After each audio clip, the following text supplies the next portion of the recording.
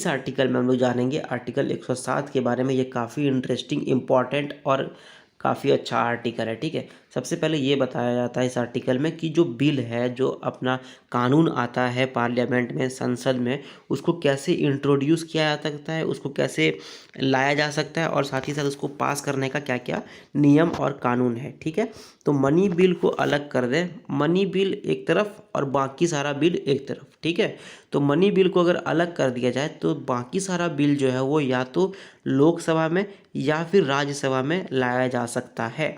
उसके बाद अगर किसी बिल को पास करना है तो उसके लिए दोनों हाउस, लोकसभा या राज्यसभा से एग्री करना पड़ेगा, उसको हामी भरना पड़ेगा, या फिर लोकसभा और राज्यसभा से वोटिंग वगैरह के साथ उसको पास करना पड़ेगा। ठीक है, कोई भी बिल ऐसा माना जाएगा कि वो पास नहीं हुआ है तब तक, जब तक कि लोकसभा के द्वारा वोटिंग से उसको पास नहीं किया जाए, या फिर लोकसभा उसको पास नहीं करता है और साथ ही साथ राज्यसभा उससे हामी भर के मतलब बोलता है कि हाँ ठीक है, ये बिल अच्छा है, हम लोग भी पास करते हैं।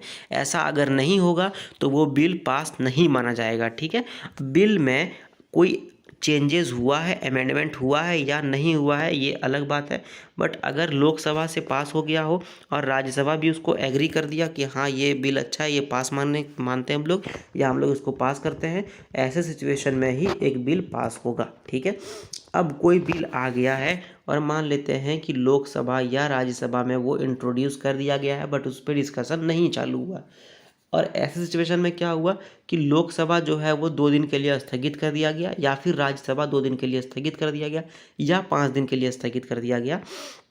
ऐसे सिचुएशन में क्या है, जो बिल है वो लैप्स नहीं माना जाएगा और बिल फिर से री इंट्रोड्यूस कर किया जा सकता है।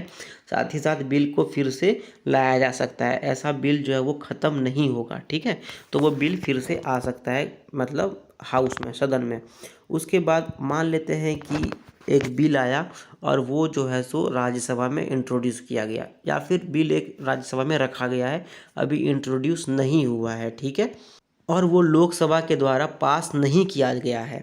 ऐसे सिचुएशन में लोकसभा जो है वो उसको स्थगित कर दिया गया, लोकसभा को भंग कर दिया गया, सत्र उसका ख़त्म हो गया। ठीक है, उसको बोला गया कि अब 2 महीना बाद आइएगा लोकसभा वाले को। ऐसे सिचुएशन में क्या होगा, जो बिल है वो लैप्स नहीं होगा। ठीक है, राज्यसभा में वो बिल रखा जाएगा और फिर जब लोकसभा का स्टार्टिंग होगा, सत्र नया चालू होगा, फिर जो है वो बिल फिर से इंट्रोड्यूस किया जाएगा और उस पर फिर से चर्चा होगी, फिर से वोटिंग वगैरह होगा।